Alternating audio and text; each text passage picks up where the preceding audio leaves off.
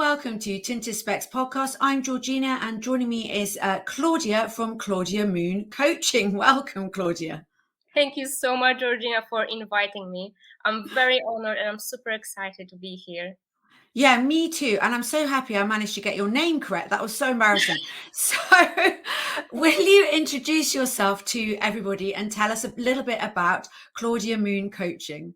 Absolutely. So as you know, I'm Klaudia Moon and I'm mindset and success coach for women. You will find plenty of people who will talk about mindset recently and say that you need to be constantly happy to attract positive things. And you know what, that's okay, but that comes later. So what I do is to help people to create this understanding that whatever you do now in the current place, whatever your belief system is, whatever patterns you have, fears that maybe creep in every single day, they have come from somewhere. They haven't been there for a couple of weeks. They haven't been there for a couple of months. They've been there for at least 30 or 40 years old. So the first step to heal is to understand and is to build this awareness where things are coming up for you, when they started, from who you have observed it that was happening the same way. So who in your family were having the same issues, the same problems, the same patterns. What I'm working on is getting to the root of your problems and trying to shift those beliefs, those patterns from childhood, that they will not bothering you anymore and you are ready to live your fulfilled life. So the big part of my work with my clients is to understand traumas that they have been inherited from our parents, they have been inherited from our past generations. So that can be going on in your family for many, many years. And of course, even social programming. We all know how social media, how teachers and people we're associating ourselves with, how much impact they have on us and our belief system as well. So our belief system has been formed many, many years ago when you were a child, from 0 to 7 years old. So if you can imagine that you have been carrying on for those little beliefs for so many years, it's quite difficult to change them. It's quite difficult to create this new habits, create the new patterns, new ideas. And we all know New Year's resolutions, right? Like how many times we said something to do and never happened. That's because our patterns has been created years ago. That's your default system. And what I'm working on is trying to change your default system, create a new one that you are able to live your perfect life without any fears, without any patterns that they are negative, and without this emotional exhaustion of where those feelings are coming from, what's happening, and why am I constantly anxious, angry, or I can't sleep. Yeah, I mean, what you're talking about is these issues are much deeper than I think a lot of us realize. I think a lot of us think that they're things that we picked up during our life, and I'm sure there are some there, but it sounds like the main core of them are things which happened when we were a lot younger. Absolutely. And when you think about it, people are talking about conscious and subconscious mind, but not many of them is actually explaining you exactly what's going on there, how is everything formed. So subconscious mind is the thing that we don't necessarily think on a daily basis. It's something that we do without thinking about it, like breathing. If you have been going to work for a really long period of time, the driving is just automatic. You don't even think about every single step you're doing. So this is your subconscious mind. And when we were born, your subconscious mind is the first mind that it's created, because babies, they don't have consciousness, they don't really think, they don't making decisions because they don't have capability at this stage. So everything you observed, everything you've seen, you've heard, what your parents were telling to you, what have they been talking to themselves, what teachers are telling you, everything. And you know the saying that children absorbs everything like sponges, and this is so true. You have absorbed so many information, so many programming that it's so difficult to change them. And keeping in mind that your subconscious mind remembers everything. Something that you may think it's not really traumatic anymore, like going to the blackboard during your math classes and being just put there in front of the teacher and the whole class trying to solve equation. You may laugh at it now, but being you at, let's say, 6-7 years old and being in this position, how many emotions coming in? Fear of rejection, everyone is looking at you, what I'm going to do now, I feel like I don't belong, I feel stupid, I feel like I'm not smart enough, I probably teacher said something mean and that's hurt my feelings. All of those things happen to you when you were 6 years old, and all those emotions that you had, they continuously growing as you grow as well. So now if you're looking for a new job, what emotions coming in? I'm not good enough, I'm not smart enough, I will probably feel rejected, I don't belong to the new team. Same feeling, different scenarios, and that's going to be keep repeating until we change them. That's really interesting. So yeah, you're saying that it initially starts when you're younger, and then it's a bit like a snowball. The same emotions are getting more layers on it, but it's the same core emotions that you had when you were younger that you're just building on and building on. So what people come to you because they want to change their careers or because they're unhappy? Why do people come to see you?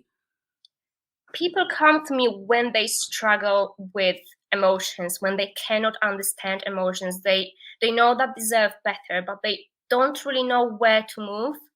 And we hear everywhere this word of I'm stuck, I don't know where to start, I don't know where to do.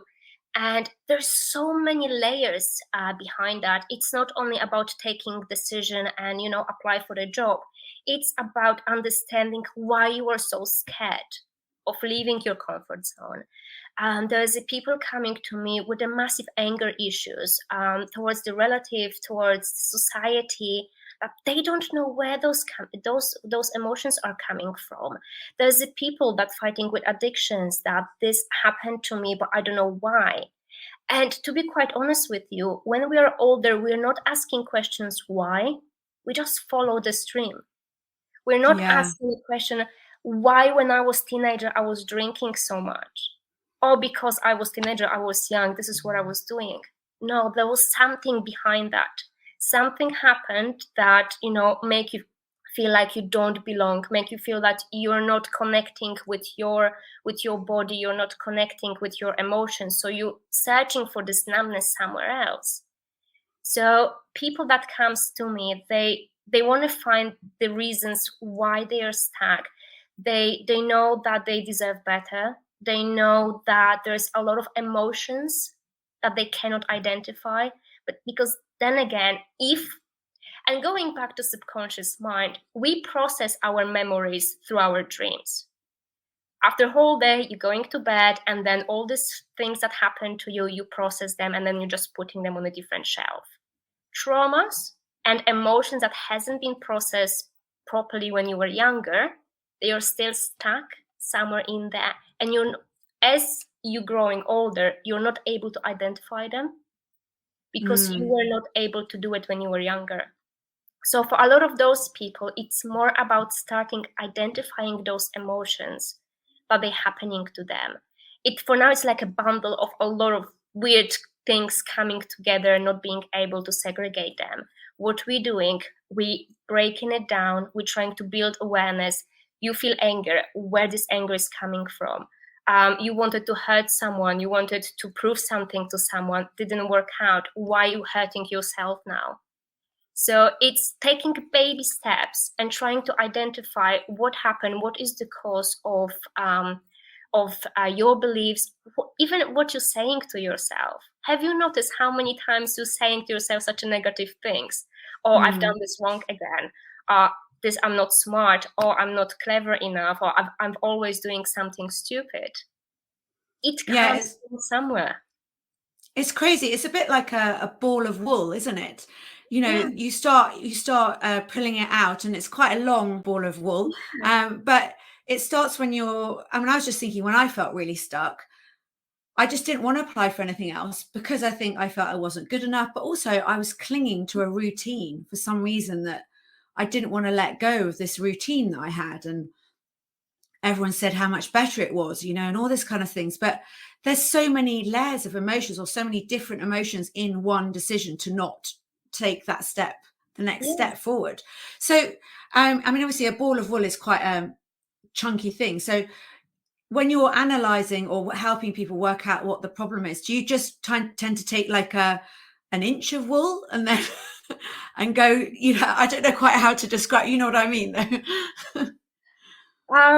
It's quite a good explanation. So what we are struggling, and that's always the first, when I start working with a new clients, the first task that I'm giving to them is to work through forgiveness. Because we tend to hold to so many emotional baggage. And it's not about forgiving somebody else. Most of the time is forgiving ourselves for decisions we've made, for things we've done, and we haven't dealt with it. So what I've discovered, and that's also working on my own problems, my own traumas, and my emotions, I am quite a logical person as well. So if I can explain it logically, it means that it makes sense. If you think about many emotions and many different events, and every single think about every memory as a stone in your backpack. You're just packing up for 30, 40 years until your backpack is extremely heavy and you just can't walk anymore. If we're working through forgiveness, what I tend to ask every single person that comes through me is list everything that ever happened to you, every experience, every person that ever hurt you. It doesn't matter if that's 5 pages, 10 pages, 1 page. List everything, and then work through every single point, and then say, I forgive you for what happened. I'm sorry that I couldn't understand. Thank you for this lesson, and I love you. So we're using these words, just, let this emotion just let go. And what happens here, we cry a lot, and there's a lot to process. But you can identify memories, beliefs, and events that they're still stuck in there, which means that you need to do more work. And most of them, they will be gone after forgiveness work. So what we're doing here, we're getting rid of everything which is soft, everything that doesn't really matter anymore. And we're left with strong beliefs, strong events, traumas that are really impacting our life. And so we basically cutting everything with this ball of wool into half. We have already dealt with this because that doesn't bother you that much. Now we have something to work on. This is our initial work. We're breaking it down. And then if one of my clients, she divorced with her husband, and she haven't really processed all the divorce. She's like, I'm fine, I'm okay. But then doing this work, she realized, hold on a second, I have so much anger towards the relationship, and how everything ended and what happened in there. I never allowed myself to process it because I had to be strong for my children, because I had to be strong. I still had a job. I had to continue. But when you look into that, there's so many stuff going on, and you just need to pick one by one anger. Why? Disappointed. Why? When we identify and when we name our emotions, we are halfway success. Once you build your awareness, once you know what you're working on, there's no issue there. It's just going through the process. Well, I can see how by writing a list of everyone who's you've been upset with, you're basically reducing your ball of wool to much smaller, and that's the core issues. And I love the rucksack analogy. So basically it's a lot lighter already, so it's still heavy because you still got quite chunky rocks in there, but it's not like weighing you down. I love this visual. I'm very visual. So, and then from there, you're taking a single emotion at a time and working out, like, I'm angry. Why am I angry? This is like fill in the, those drawings you get where you have to fill in the follow the numbers. It's like yes, it's very simple way to address these issues. And I guess that, and like you say, I'm sure there's a lot of crying that happens as well, because probably with relief, but also with anger as well, and generally upset. So through this, once people are starting, because I presume it takes quite a long time to shift these feelings and to make room for new ones, what's the next step after you've kind of gone through this difficult first stage? So my program usually takes 12 weeks, but then again, we healing ourselves for whole our life. It's always something that comes up. But the way how I've built my program is to divide it into 3 different parts. Each takes 4 weeks. So what we start with forgiveness work, because that's something that you can continue build on for the next 3 months. So it's good to have this continuity that and anything new that you're working on, you just keep adding new names, new events that it's keep popping back to your head. The first weeks are also about teaching EFT, which is emotional freedom technique. So that it's working through anxiety, that is also going through fears and a lot of emotions that we haven't even thought of having. And beautiful thing about EFT is that we're building this love and acceptance towards ourselves, because the main mantra here is, even though I'm going through those emotions, I'm going through this anger, I still love and accept myself.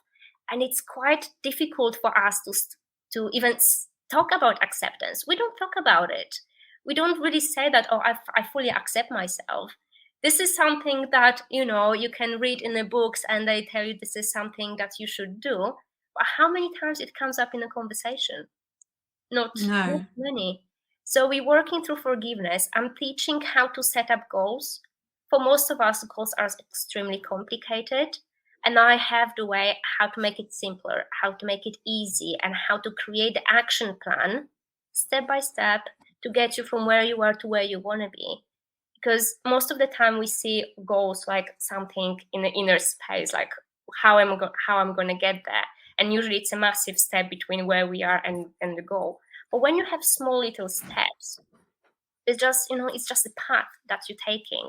So I'm teaching my clients how to create the goals, how to create action plan, and, building this understanding what mindset is, what is subconscious mind, why, how is it working, how is it built. And then we move into the different parts when we actually start uncovering limiting beliefs. What is that holds you back, how to transform them. I'm sharing a lot of NLP tools. So one of my session is regressing into the old memory, what happened there, and trying to heal it from the situation. So you being the observer, you healing, you see how you as a younger self is receiving those messages and this knowledge that you have now. And we're going through patterns, through fears, and then we're shifting in sabotages, how much we're sabotaging ourselves constantly. About excuses we're constantly giving to ourselves. So it's a full package of everything that is wrong with us, everything that we're giving ourselves excuses, and it actually makes you look into your life from a totally different perspective, being more aware and more conscious of every single step and every single decision you're taking.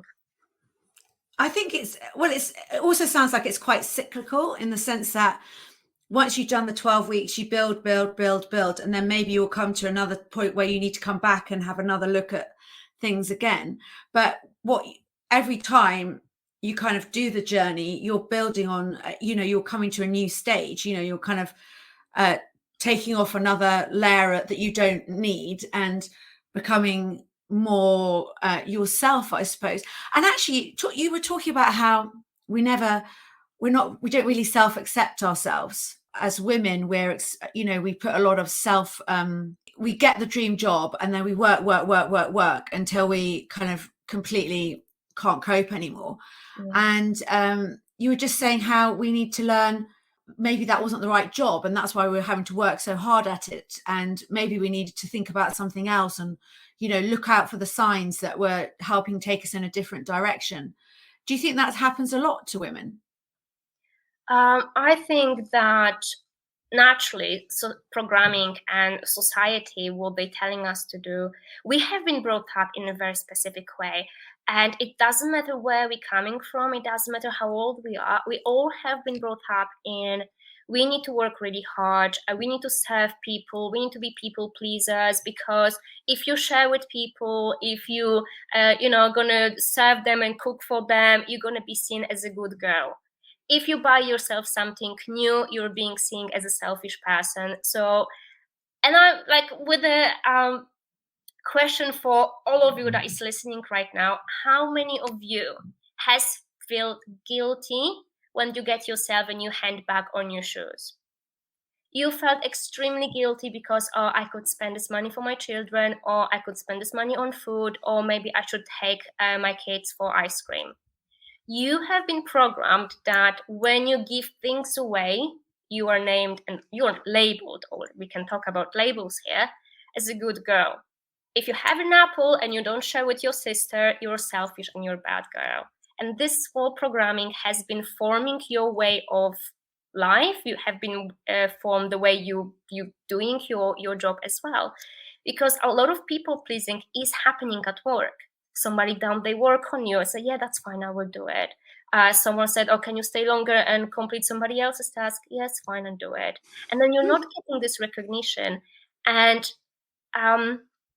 work industry is extremely male orientated, and it's like very masculine energy. Chase, chase, chase, compete, compete, compete. And when you are young and you're getting your first job, your second job, you of course you want to do the best that you can. You want to be recognized, you want to be seen that you're doing a great job and you're really progressing. So what's happening here, because we're seeking this recognition constantly, we work, and then you realize that you're working 7 days a week, that you're constantly on your phone, that you're constantly checking your emails. Now we're working from home, so we work even more because we don't have this gap in between leaving the office, coming home. And it's just asking for anxiety, asking for burnout. And as you said, by doing this job, we had the job because we had to pay the bills, because that was the first one available, because this is how we study or train ourselves. Life has changed. There's so many different opportunities right now that you just need to identify your skills. I'm good with people, I'm great with having conversations, I love meeting new people. Why don't I do something about it? Create a podcast when I can meet so many people, be a coach when I can help so many people. We have so many opportunities, and our old programming was saying you need to work hard, women need to stay at home. And truth to be said, 30, 50, 60 years ago, it was post-war countries. A lot of people have to work hard because there was factories everywhere. And, if you remember, I remember seeing my dad coming from home quite late. Well, probably they were working shifts. They all have to work really hard. So we need to start changing our mindset to adapt to the situations that we have at the moment.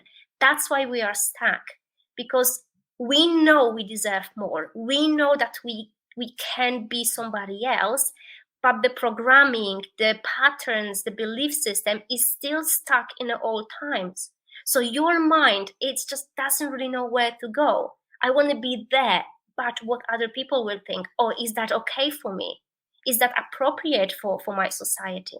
How many times you're asking yourself, oh, but what my family would say, what other people would say? Or you are so worried about other people, how they will see you, how your family will see you, that you forget to listen to your own voice.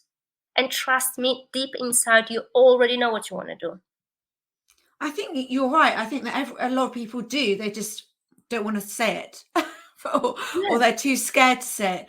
I wanted to talk a bit before we finish up about, you did a 5-day letting go challenge on your Facebook page, and I'll put the link in to the bottom. But I thought that was fantastic. So let go of fear of failure, let go of self-doubt, let go of any harmful beliefs, let go of other people's expectations that I suppose you put on yourself, let go of opinions of strangers. So I mean, that's just 5 days. People can start to change their mindset by doing that, can't they? Absolutely. And you know what? I think the reason why I started this challenge is because we tend to not let go on things. We holding up to so many emotions from the past, so many events. We still probably saying, oh, a couple of years ago, I met this person who was so rude. If we're constantly living in the past, we are not able to enjoy our present, and we don't know where we're going in the future. So I know it's difficult to stay present, and I know either we thinking about past or we're dreaming about future, and the present is now. And if you're not take action now in your present time, like, your future will going to look exactly the same like your past, because nothing will change. You've had it so many times. You cannot get new results if you're constantly doing the same thing over again. Yeah. The only way how to get a new result is to take new action, different action. And the Let Go challenge was to show people that it's okay to let go. Like, people don't really care what you do. We still believe that they do. But look how many people is on social media doing videos and, showing exactly, this is what I'm cooking, this is what I'm doing. It's become such a normal thing. People don't care. Even if they do, they forget about it next day. I remember 3 years ago when I did my first video, I always wanted to do a video to, like, train people online, but I was terrified. Oh God, I was so terrified that my first video was, not to lie to you, was 9 minutes in total. And I was recording this for 4 hours. I'm laughing, but I know your pain. Yeah. I was so terrified. I couldn't get one sentence straight. But you know what? I've practiced and practiced and practiced, and I'm doing 1 hour lunches, master classes. I'm still terrified. Like, I was extremely nervous before I came to meet you today. You practice, because if you think about it, your first job that you had no idea what you were doing. It came with practice that you feel comfortable with your work.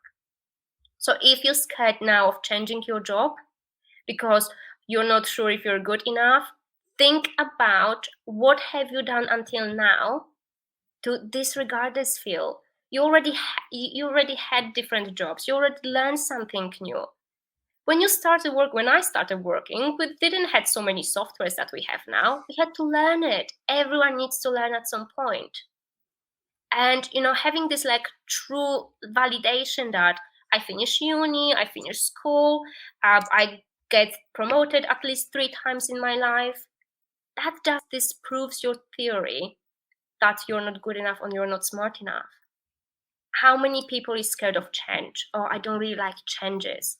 But, well, you probably moved out from your parents' house. You probably changed countries or cities or houses.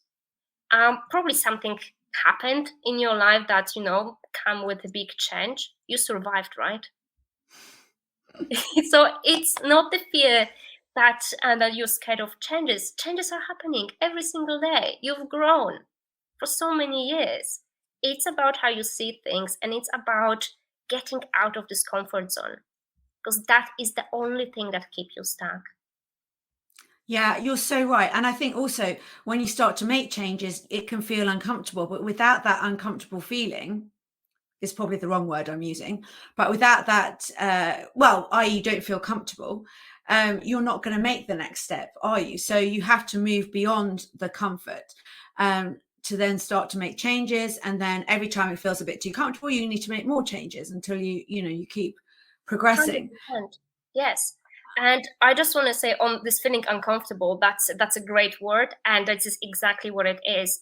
Because think about, your habits has been there for 30 years, right? Your body, your mind, they are so comfortable. They know exactly what they're doing. When you try to put something new, like I will go to gym or I will wake up in the morning, go running, what's happening there? And you need to be able to understand your brain to be able to change your patterns. Your brain is screaming, what are you doing? this is not that we agreed on. This is not something that you do. You remember last time when you were 7 and you tried something new, you fall from the tree. We don't want that again. So we're keeping you in your comfort zone because this is your safety. Your body is telling you, come on, just sit down on the sofa. This is so comfortable here. We've been doing this for such a long time. Why do you want to change? So you're not only battling with your new ideas, you're battling with your own brain, you're battling with your own body, that we're going to do exactly everything that they can to keep you stuck in where you are. But it's in you, in your power, and in your, how much you want the change to make it happen. Oh, I can really visualize it now. I've got this annoying person telling me to sit down and, have a cup of tea on the sofa. Another one saying you're not good enough. I'm like, no, I am good enough. I will get off the sofa. So there was a quote that I talked about before, which I loved that you put up, which is, when you want to hurry something, that means you no longer care about it. And I think that's quite a good quote to bring in now, because it's about feeling comfortable, isn't it? And you've done it so many times before, you just rush through it. So I think that's great. So what else can you add to give us a bit of background to the quote? You know what? The simple way how I can, visually can show you what does it exactly mean. If you don't bother to give yourself a glass of water to put next to your bed in the evening so you can drink something in the morning, it means that you don't care about yourself because you're not bothered to provide yourself a glass of water. If you don't care about, you want to do yoga, that's great. But then you do one sequence and then another, and then you're already thinking about something else. And then you already, that was 15 minutes, but I'm fine after 5. You're not loving your body for the movement, and you're not caring for your body because it's carried you for so many years. And this quote hit me really, really hard because I'm rushing through a lot of things, and I'm setting up for myself this perfect morning and evening routines. But sometimes I was like, meditation, just 1 minute of breathing. And then it just reminds me this quote saying, but I do care about myself, and I think it will help me. Every single night, I am putting for myself this glass of water just out of care, because I know that if my partner, some of my family will ask me in the evening, can you please bring me a water? I would do it. Why would I do it for myself? And I want you, and all of you who is listening, ask yourself how much you're able to do for other people that you're doing to yourself. So next time, if you can't be bothered to cook yourself a meal, just think, what if somebody will ask me, hey, can you just give me something to eat? You will go to this kitchen and you will cook something for somebody else, but you will never do it for yourself. That is so true. And I was slightly guilty of not putting a glass of water next to my bed last night. And I only did an hour of the 1 hour and 15 yoga. So, but anyway, that's something else to work on. And I'm definitely going to work through your 5-day challenge. I think that would be great. Klaudia, it's been so wonderful to speak to you. Where can people find out a bit more about your 12-week program? Well, that's actually exciting news. So I've part of 12 weeks, my individual coaching program, I've also created a group coaching, which is more accessible. It's built up, it's amazing program, and it's quite different to all this group coaching that you can see online. I love people, and I think when you work through traumas, when you work through emotions, it's very important to have this individual connection. It's very important to have this community that can support you. When I did it years ago, I was all by myself. And back then, I wish I had someone that I can talk to, someone that can support me and explain me what is actually happening to me. So I'm running those group coaching programs just 4 times a year. So that's 3 months, and it's starting in January. So, new year, new me, new program. And not only you getting 12 weeks of already designed perfect content with the workbooks for you to work through different fears, different patterns, and different beliefs. You also getting group coaching sessions, which is twice a month. And also once a month individual coaching session with me, so where we actually can talk more openly on things that's happening to you, what you're currently working on, because at the end of the day, this is quite delicate subject, and a lot of us don't want to share such a personal information with other people. So it's a small group. It's only 10 people, so only 10 seats available. But I promise you, the community is amazing, and I'm currently halfway my previous group that started in October, and people loving it. They opening up so beautifully. Talk about their problems and seeing a lot of similarities, and that's only women. So straight away you're building this bond. So if anyone is interested on working through the patterns, changing your life, stop being stuck, and have a look.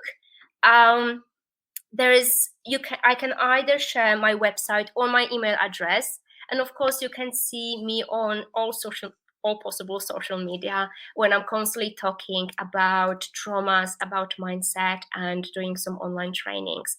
So I will provide you, Georgina, with all the information, or I can even send some message. But if you want to send me an email, is Klaudia with K at claudiamooncoaching.com. Please reach out to me, and now is the best time. End of the year, COVID finished, so a lot of revolutions happened. We now know that we're ready for a change, and we're looking for better conditions to work, or better conditions for ourselves to, gain the freedom. So please reach out and, grab your seat if you're interested. Yeah, that's great. And I'll put your email address and the website address, and all the other links will go in the comments below as well. Klaudia, thank you so much. It's been really, really interesting. I've got a lot of visualization now of rucksacks and wool and everything else. And it's been great because we actually connected on LinkedIn, which was fantastic. So yeah, and I hope we'll be in touch again soon. Thank you so much, Klaudia. Bye-bye. Thank you so much for having me.